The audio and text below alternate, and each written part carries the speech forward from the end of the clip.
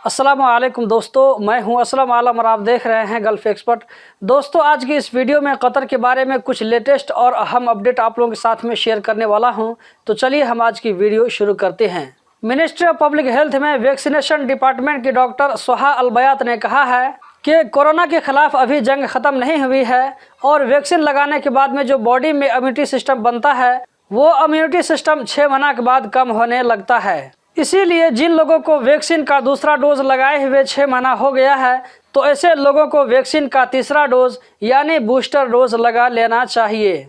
दोस्तों, आज 19 नवंबर जुमा का दिन है और इंशाल्लाह कतर के टाइम से 6 बजे शाम में लाइव आने की कोशिश करूंगा। तो आप लोगों से रिक्वेस्ट है कि ज़्यादा से ज़्यादा इस लाइव से ज़रूर जुड़ने की कोशिश करें। दोहा मेट्रो ने आज जुमा के दिन के बारे में रेड लाइन पर अपने वर्किंग आवर में चेंजिंग का ऐलान किया है, लुसेल सर्किट में फार्मूला 1 रेस होने की वजह से। दोहा मेट्रो के ऐलान के मुताबिक 19 नवंबर को रेड लाइन पर मेट्रो सर्विस दोपहर 12 बजे से स्टार्ट हो जाएगी, जबकि ग्रीन और गोल्ड लाइंस पर मेट्रो सर्विस दोपहर 2 बजे से स्टार्ट होगी। कतर में 1 मिलियन यानी 10 लाख पेड़ लगाने का कैंपेन चल रहा है। इस कैंपेन में हिस्सा लेते हुए कतर के बादशाह शेख तमीम बिन हमद आल सानी ने भी एक दरख्त अपने हाथों से लगाया है, जिसका नंबर था 6 लाख, यानी इससे पहले 5,99,999 ट्रीज लगाए जा चुके थे।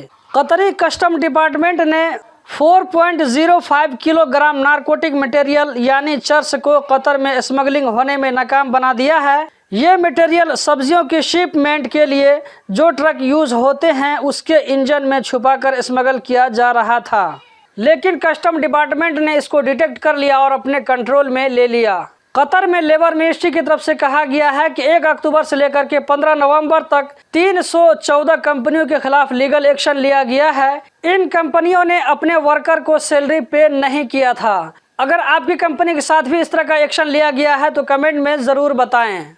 मिनिस्ट्री ऑफ पब्लिक हेल्थ की जानिब से कहा गया है कि कतर में 85% लोगों को वैक्सीन का कंप्लीट डोज मिल चुका है। कतर में अब तक 49 लाख लोगों को वैक्सीन का कम से कम 1 डोज मिल चुका है।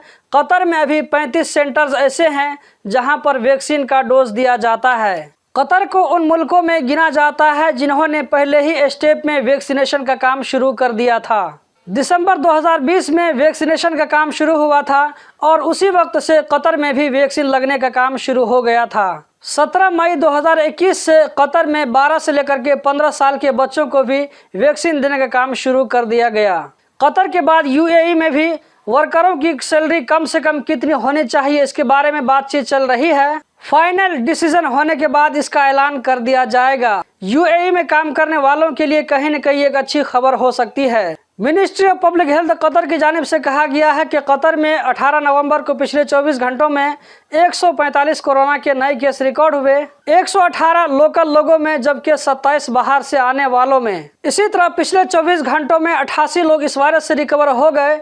कतर में अभी कोरोना के एक्टिव केस 1826 हैं। तो दोस्तों, यही थी आज की वीडियो। कतर के बारे में रोजाना इसी तरह की वीडियो देखते रहने के लिए चैनल को सब्सक्राइब करें, इस वीडियो को लाइक करें। इस वीडियो को देखने का बहुत बहुत शुक्रिया।